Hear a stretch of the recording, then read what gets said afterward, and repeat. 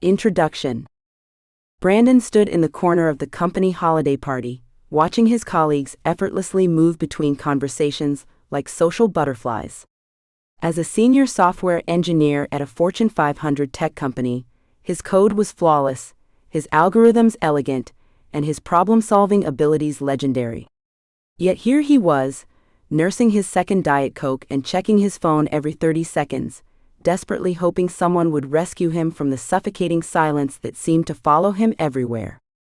What frustrated Brandon most wasn't just his social awkwardness, it was watching less technically skilled colleagues get promoted above him, land the high-visibility projects, and build the kind of professional relationships that seemed to open doors effortlessly.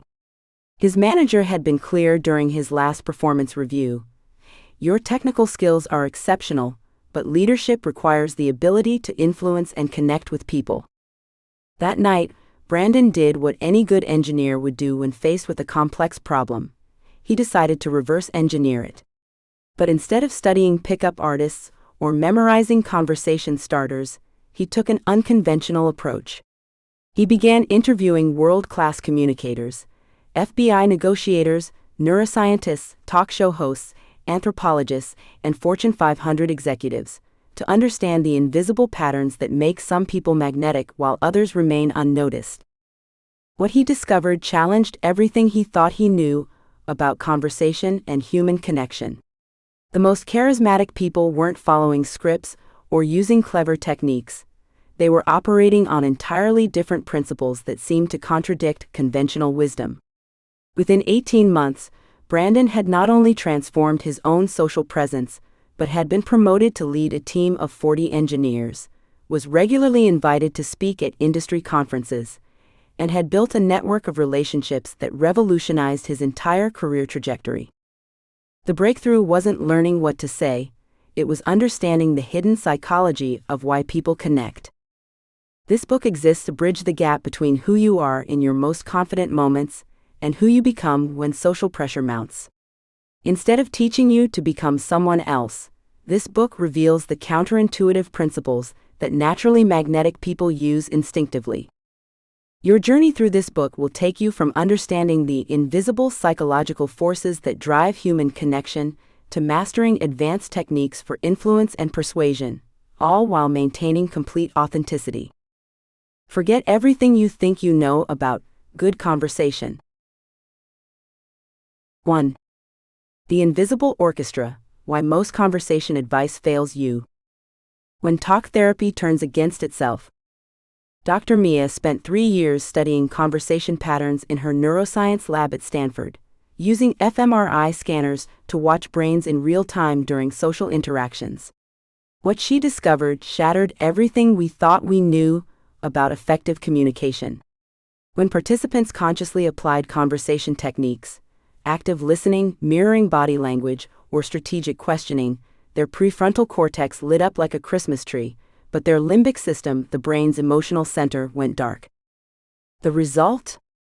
Conversations that felt technically correct but emotionally hollow. The human brain processes social interactions through multiple neural networks simultaneously, but conscious effort hijacks this natural orchestra. When you focus on technique, your brain shifts from intuitive social processing to analytical thinking, creating a disconnect that others unconsciously detect. This explains why you can follow conversation advice perfectly, yet still feel like you're performing rather than connecting. Think of it like learning to ride a bike by analyzing each muscle movement. The moment you start consciously controlling every aspect, you lose the natural flow that makes riding effortless. Key factors that sabotage natural conversation. The cognitive load of conscious techniques overwhelms your brain's natural social processing capacity. Overthinking conversation moves triggers the analytical brain, suppressing emotional authenticity. Mirror neurons, which create natural rapport, become less active when you're consciously controlling your behavior. Gavin was a software engineer who memorized conversation frameworks and practiced active listening techniques religiously. At networking events, he would mentally run through his checklist, maintain eye contact, ask open-ended questions, paraphrase responses. People were polite, but conversations felt stilted and forced. His breakthrough came at a coffee shop when his phone died mid-conversation with a stranger. Without his mental notes to fall back on, he found himself genuinely curious about the person's story. The conversation flowed naturally for 2 hours. This is why traditional advice fails. It fights against your brain's design rather than working with it. In Chapter 2, we'll explore how to rewire your social operating system to work with these natural processes instead of against them. Why being yourself backfires completely. Felix spent 15 years as a CIA operative, building rapport with foreign assets whose lives depended on trusting him. His survival and theirs hinged on creating instant, authentic connections with strangers. The common advice to just be yourself would have gotten people killed. He learned that authenticity isn't about revealing your unfiltered thoughts and feelings. It's about accessing and expressing the most appropriate version of yourself for each situation. Most people interpret "be yourself" as permission to stay in their comfort zone and blame others for not accepting their default social mode. This creates a dangerous illusion that genuine connection should require zero effort or adaptation on your part. True authenticity in conversation means having the social flexibility to connect with others while maintaining your core values and personality. It's not about being fake or manipulative. It's about being socially intelligent enough to bridge the gap between your inner world and theirs. The be yourself advice fails because it assumes your default social mode is optimal for every interaction, which is rarely the case. Consider these realities about authentic connection. Authenticity is contextual. Your real self has many facets that can be emphasized or de-emphasized appropriately. Social calibration allows you to maintain your core identity while adapting your communication style. Genuine connection requires meeting people where they are, not forcing them to adapt to your communication preferences. Barbara was naturally introverted and analytical, traits that served her well as a financial analyst but made networking events feel like torture. She believed being authentic meant staying quiet and serious, but this approach left her invisible at industry gatherings. When she learned to access her naturally curious side and ask engaging questions about others' work challenges, she maintained her authentic self while becoming someone others wanted to talk to. Her breakthrough wasn't about becoming fake or extroverted. It was about choosing which authentic aspects of her personality to emphasize. Her ability to connect led to 3 job offers within 6 months. When brains copy without asking. In 1996, Italian neuroscientists discovered mirror neurons, brain cells that fire both when you perform an action and when you observe someone else performing the same action. This discovery revolutionized our understanding of human connection. These neurons create unconscious mimicry that builds rapport below the level of conscious awareness. When someone leans forward, you naturally lean forward. When they speak softly, your voice drops to match. This neural mirroring creates a sense of synchrony that forms the foundation of all meaningful connections. The most powerful aspect of mirror neurons is that they operate automatically, unless conscious effort interferes with the process. Traditional conversation advice often disrupts this natural mirroring by making you hyper-aware of your behavior. When you consciously think about matching someone's posture or speech patterns, you override your brain's sophisticated automatic systems with clunky manual control. Think of mirror neurons as your social autopilot. They work perfectly until you grab the controls. Key insights about mirror neuron function. Unconscious behavioral synchrony creates feelings of rapport and trust without either party realizing why. Emotional mirroring allows you to literally feel what others are feeling, creating deeper empathy. Disrupting natural mirroring through overconsciousness breaks the neural connection that builds relationships. Marcus was a sales manager who struggled to connect with clients despite knowing all the right techniques. He would consciously mirror their body language, match their speaking pace, and use their preferred words. Clients found him professional but cold. His breakthrough came when he stopped trying to control his body language and instead focused on genuinely understanding his clients' challenges. Without realizing it, he began naturally mirroring their posture, speech patterns, and energy levels. His sales numbers doubled within 3 months, not because he learned new techniques, but because he allowed his brain's natural connection mechanisms to work unimpeded. The secret isn't learning to mirror, it's learning not to interfere with the mirroring that happens naturally when you're genuinely engaged with another person. Your mood spreads before you speak. Research by Dr. Hatfield at the University of Hawaii revealed that emotions spread between people like viruses, often within milliseconds of interaction. This emotional contagion means that your internal emotional state becomes the emotional state of the conversation, regardless of what words you speak. If you're anxious about making a good impression, others unconsciously absorb that anxiety. If you're genuinely curious and engaged, that positive energy becomes infectious. This discovery explains why some people can break every conversation rule, yet still be magnetic, while others can say all the right things but leave people feeling drained. Your emotional state is broadcast through micro-expressions, vocal tone, posture, and energy that others pick up unconsciously. Managing your internal state isn't just about feeling better. It's about creating the emotional environment where genuine connection can flourish. Key insights about emotional contagion. Your emotional state is constantly broadcast through unconscious signals that others immediately detect. Positive emotions like curiosity, warmth, and calm confidence are highly contagious and attractive. Attempting to hide negative emotions often amplifies their transmission through incongruence between your words and energy. Diana was a marketing director who delivered flawless presentations but noticed audiences seemed restless and disengaged. Despite her polished content and delivery, she was unconsciously broadcasting her perfectionist anxiety and fear of judgment. When she learned to shift her internal state from "don't mess up" to "I'm excited to share something valuable," her presentations transformed. The same content delivered with genuine enthusiasm and confidence suddenly captivated audiences and led to standing ovations. Your emotional state acts like an invisible broadcast signal that sets the tone for every interaction. People decide within seconds whether they want to continue talking to you, based not on your words, but on the emotional frequency you're transmitting. This is why working on your internal state is more powerful than memorizing conversation techniques.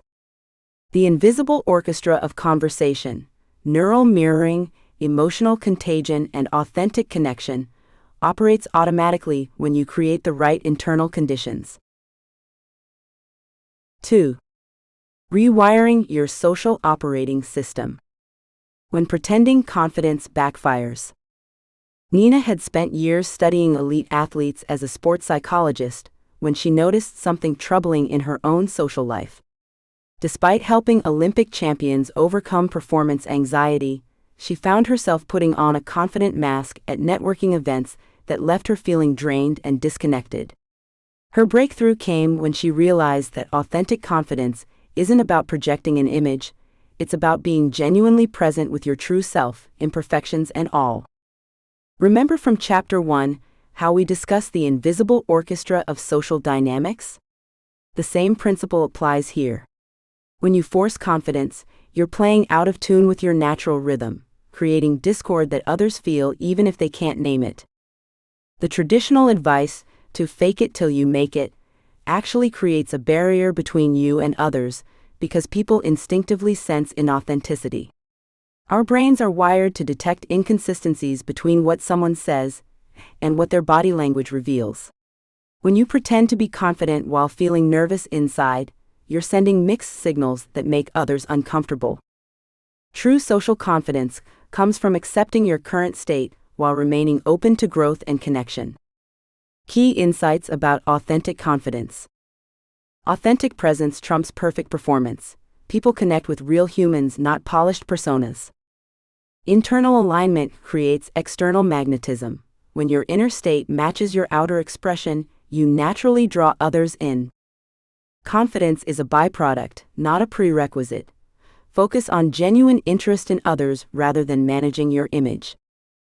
Nina began experimenting with vulnerability, in her professional interactions. Instead of pretending to have all the answers, she started sharing her genuine curiosity about her clients' experiences.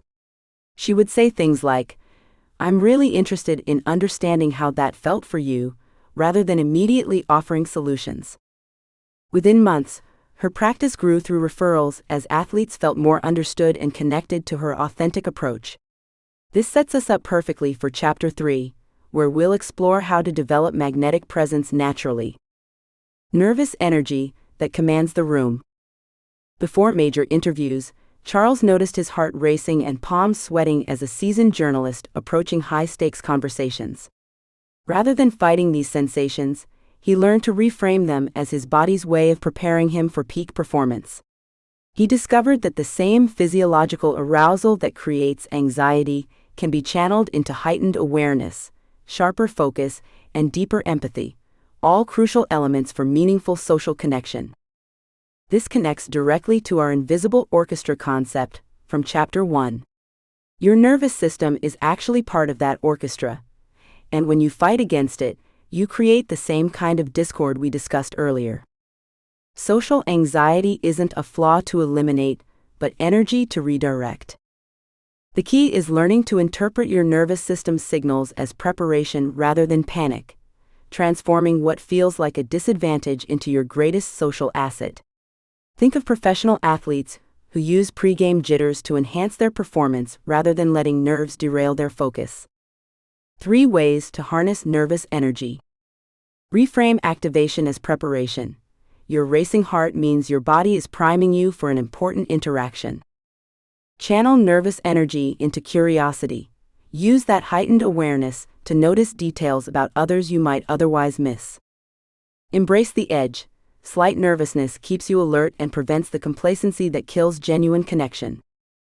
Charles developed a pre-interview ritual where he would acknowledge his nervousness and mentally redirect it toward deep curiosity about his subject. Instead of thinking, "I hope I don't mess this up," he would tell himself, "My energy is preparing me to really understand this person." This shift transformed his interviewing style from mechanical questioning to genuine exploration, resulting in more intimate conversations and breakthrough stories that established his reputation in investigative journalism. The beautiful irony? When you stop trying to eliminate nervousness, it naturally transforms into magnetic presence, which is exactly what we'll explore in Chapter 3. From fear to fascination. When Marcus first started as a journalist, he was terrified of approaching strangers for interviews. His racing heart and sweaty palms made him want to avoid face-to-face conversations entirely. His editor gave him advice that changed everything. Stop thinking about what you need from them and start wondering about their story. This simple shift from self-focused anxiety to other-focused curiosity became his secret weapon for building instant rapport with everyone from CEOs to street vendors. This builds perfectly on what we learned about nervous energy in the previous section. Marcus discovered that the same heightened awareness that made him anxious could fuel deeper curiosity about others. The antidote to social anxiety isn't confidence, it's curiosity. When you're genuinely interested in understanding another person's perspective, experience, or expertise, your focus shifts away from self-consciousness and toward connection. This natural redirection dissolves social barriers and creates the foundation for authentic relationships. Remember our invisible orchestra? Curiosity helps you tune into the other person's unique frequency instead of getting stuck in your own anxious loop. 3 ways to cultivate genuine curiosity. Ask exploratory questions that invite storytelling. Move beyond surface-level exchanges to discover what truly matters to others. Practice the beginner's mind. Approach each person as if they have something unique to teach you. Listen for emotional undertones. Pay attention to what energizes or concerns the person you're speaking with. Marcus refined his approach by developing what he called curiosity anchors, specific aspects of a person's background or current situation that genuinely intrigued him. Instead of focusing on his interview questions, he would wonder about their journey, their challenges, or their passions. By focusing on these anchors during conversations, he found himself naturally asking follow-up questions that revealed deeper layers of connection, turning routine networking into meaningful relationship building.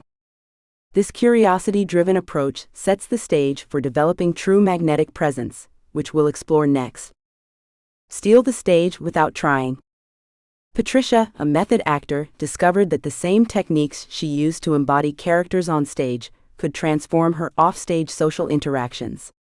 Instead of trying to become someone else, she learned to access different aspects of her authentic self: the curious researcher, the supportive friend, the confident professional, depending on the social context. This wasn't about being fake. It was about consciously choosing which genuine part of herself to lead with. This connects beautifully with our invisible orchestra metaphor from Chapter 1. Patricia learned to conduct different sections of her personality orchestra while maintaining her authentic core rhythm. Charisma isn't a fixed personality trait, but a skill of accessing and expressing the most appropriate and authentic version of yourself for each situation. By understanding that you already contain multiple facets of personality, you can learn to consciously choose which aspects to emphasize without compromising your integrity. Think of it like having different tools in a toolbox. You're still the same craftsperson, but you choose the right tool for each job. 3 key principles for authentic charisma. Identify your natural social personas. Recognize the different genuine versions of yourself that emerge in various contexts. Practice conscious switching. Learn to intentionally access the aspect of your personality most suited to each social situation. Maintain authenticity across personas. Ensure each version you express is genuinely you, just emphasized differently. Patricia began mapping her various authentic selves: the mentor who emerged when helping younger actors, the collaborator who appeared during creative projects, and the leader who surfaced during crisis situations. She noticed how her curiosity-driven approach from earlier in this chapter naturally accessed different aspects of her personality, depending on what others needed. By consciously accessing these different aspects of her personality in social settings, she became known for her remarkable ability to connect with diverse groups of people while remaining unmistakably herself. This skill of authentic flexibility sets the foundation for magnetic presence, which we'll explore in Chapter 3 as we learn how your energy affects others before you even speak.